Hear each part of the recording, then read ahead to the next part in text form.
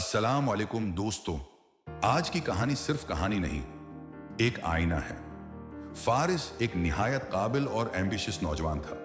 उसके ख्वाब बड़े थे और इन ख्वाबों को पूरा करने के लिए वो अपने छोटे से गांव को छोड़कर एक बड़े शहर में आ बसा। शहर की चौंधिया देने वाली रोशनी और कामयाबी की दौड़ में फारिस इतना आगे निकल गया कि पीछे छूटने वालों को देखने का वक्त ही नहीं मिला।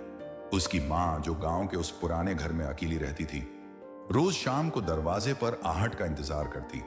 उसका फोन जब भी बजता, माँ की कांपती हुई आवाज आती, बेटा कब आओगे, तुम्हारी पसंद का खाना बनाया है। और फारिस का हमेशा एक ही जवाब होता, माँ मैं बहुत बिजी हूं, अभी एक जरूरी मीटिंग है, मैं बाद में कॉल करता हूं। दिन महीनों में बदले और महीने सालों में। फारिस अपनी कंपनी का सीईओ बन गया। उसके पास पैसा था, शहरत थी, बड़ा घर था, लेकिन उसके पास वक्त नहीं था।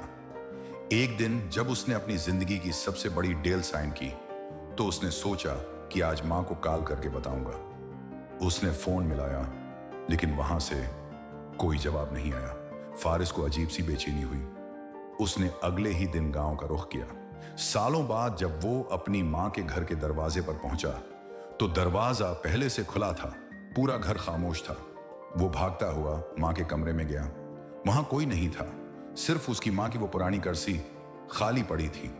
तभी पड़ोसी अंदर आया और उसने फारिस के हाथ में एक छोटा सा बॉक्स थमा दिया। बोला, तुम्हारी मां 2 दिन पहले उस दुनिया से चली गई। वो आखिरी वक्त तक इस दरवाजे को देखती रही। फारिस के हाथ कांप रहे थे। जब उसने वो बॉक्स खोला, तो उसमें एक हाथ से बना हुआ स्वेटर था और एक छोटी सी पर्ची थी। पर्ची पर टेढ़ी मेढ़ी लिखाई में लिखा था, बेटा मुझे पता था कि तुम एक दिन जरूर आओगे, और मुझे यह भी पता था कि तुम बहुत बाजी हो। ये स्वेटर पहन लेना। शहर में सर्दी बहुत होती है, मेरा वक्त खत्म हो गया था, पर मेरी दुआएं हमेशा तुम्हारे साथ हैं। फारिस इस खाली कुर्सी के पास घुटनों के बल गिर पड़ा। आज उसके बैंक अकाउंट में करोड़ों रुपए थे, लेकिन वो अपनी मां के साथ बताने के लिए एक लम्हा भी नहीं खरीद सकता था। इस दिन फारिस को समझ आया कि जिंदगी में असल जीत पैसा नहीं, वो लोग हैं जो आपके बैंक बैलेंस से नहीं, आपके वक्त से प्यार करते हैं। अपने रिश्तों को वक्त दीजिए, उससे पहले कि वक्त आपके रिश्तों को आपसे छीन ले।